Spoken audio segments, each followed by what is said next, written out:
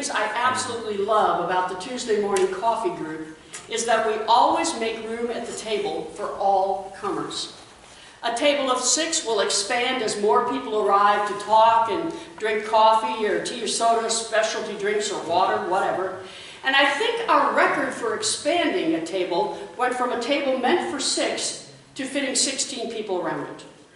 Each time someone arrived, another person would get up, find a spare chair, bring it over, and we'd widen the circle so that everybody had a place around the table. There's always room at the table at our Tuesday coffee. But that's not always the case with tables. For instance, try taking a booth for 4 and turn it into a table for 5.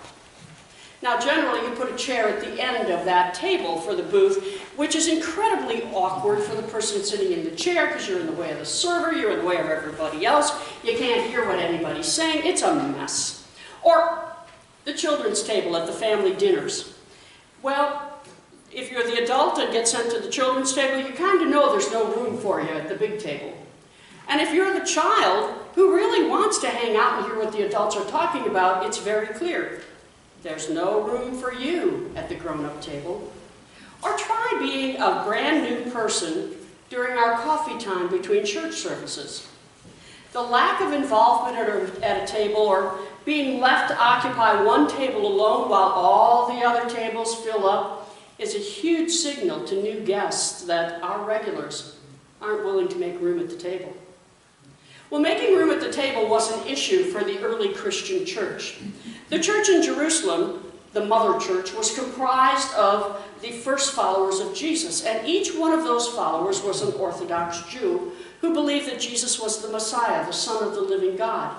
And as Orthodox Jewish Christians, these followers continued to obey the laws of Moses just as Jesus had done, which meant circumcision for the men, kosher food, kosher kitchens, as well as maintaining ritual cleanliness in thought, word, and deed.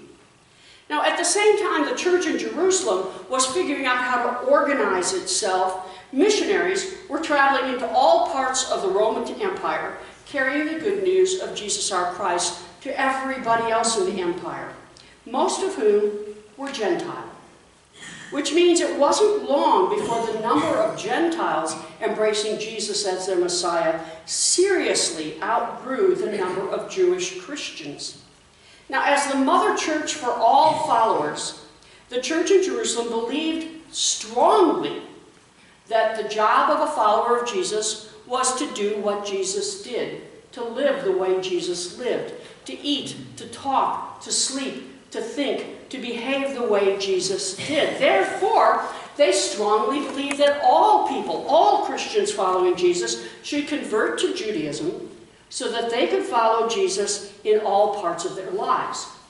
Now, needless to say, Gentiles, while loving and following Jesus, felt no real need to also become practicing Orthodox Jews, which created a whole lot of conflict in the early church that lasted for about 80 years and more. Things came to a head for the first time when Peter, as in Simon Peter, the one Jesus called the rock upon whom his church would be built, traveled to Caesarea, which was a Roman city, to visit a Roman centurion, the head of one of the brigades named Cornelius. And while he was on his way from Joppa to see Cornelius, Peter had a vision. He was praying on the roof of another believer's house when images of food that were considered unclean came to him. And immediately God told Peter to kill and eat. Well, Peter refused because the food was not kosher, until the voice of God told him repeatedly that Peter could not call something that God considered clean, unclean, or profane. Now, up until that vision, Peter would have happily gone to see Cornelius. But because Cornelius was a Gentile, Peter would not have gone into his home, nor would he have eaten at the same dinner table as Cornelius, because to do so would have put him in danger of breaking some of the rules that he followed as an Orthodox Jew. After the vision from God, Peter no longer felt that Cornelius or his dinner table were off limits. In fact, Peter happily entered Cornelius' home, happily ate at the same dinner table, eating the same food, because for Peter, something that God called clean could no longer be considered unacceptable. Now, when Peter returned to Jerusalem, well, word had already gotten back to the first followers in the city of Jerusalem. They had learned that Peter had betrayed them, that Peter had betrayed everything they believed in, that Peter had gone ahead and entered into the home of Cornelius, who was a Gentile, and had eaten at a table that was not kosher. And they were more than upset with Peter, because Peter had opened the door of Jesus' way to all sorts of people who didn't have to do things the way that Jesus did. And let's face it, by making the table big enough to seat all believers, rather than restricting God's love and Jesus' redemption to a small but elite group, Peter had opened the door to all comers. And the Jewish Christians in Jerusalem, they had lost that place of being really special, because they were the ones who had walked and talked and lived with Jesus. They were the ones who had committed their lives to doing everything exactly the way Jesus had done it. They had lost their place as the real followers of Jesus, for whom other people were invited to come along, but would never be as special as they were.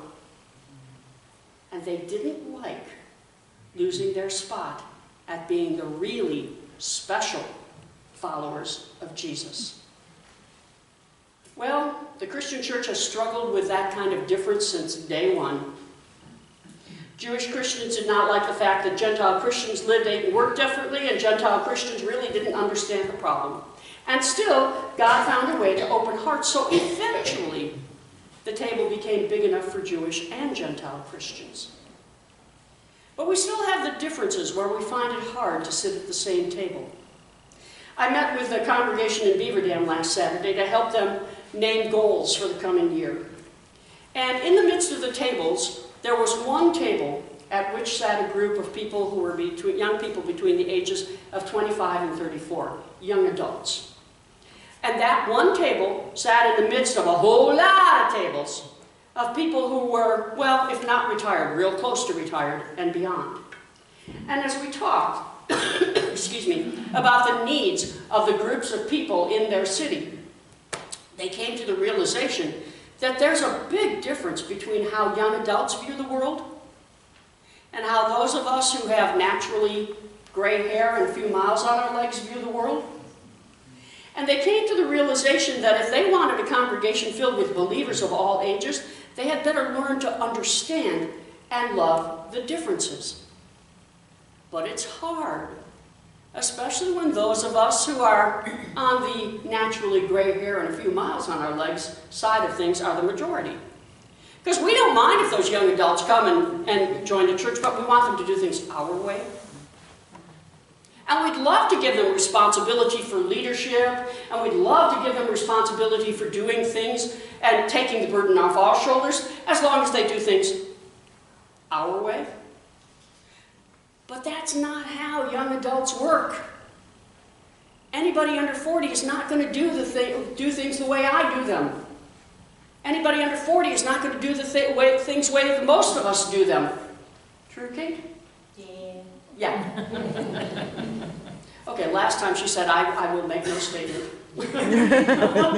This time she's got a little more courage. Yeah, we do things differently. We see the world differently. For one thing, anybody under 40 will not want to come to a meeting.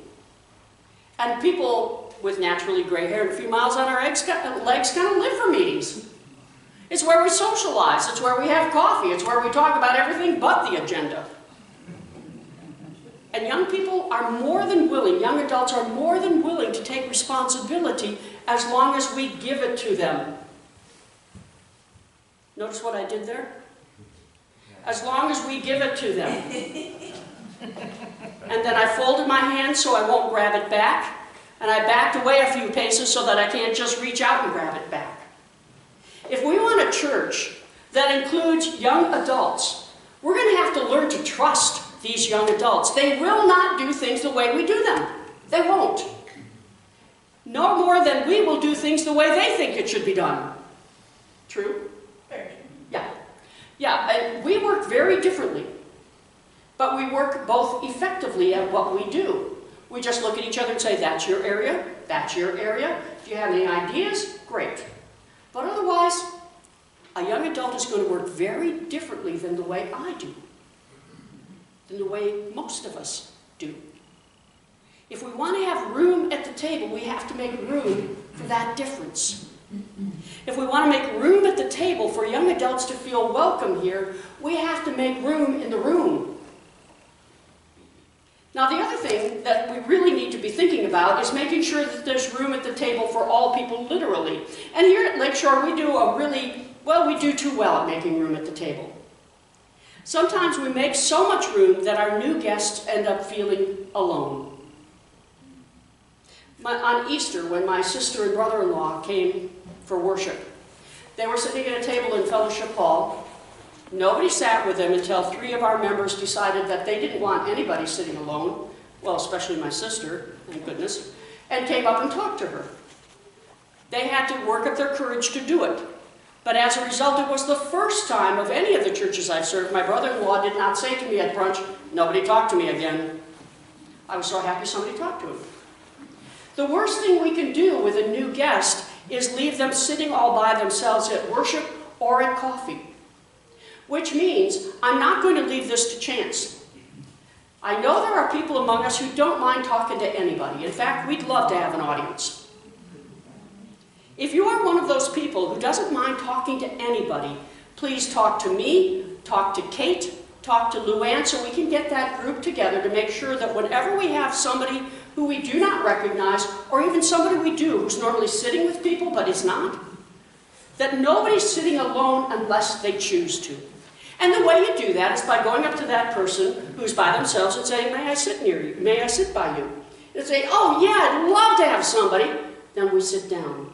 We have a conversation. Hi, my name is. What is your name? Are you new to Manitowoc? Are you new to Two Rivers? Are you new to the Lakeshore?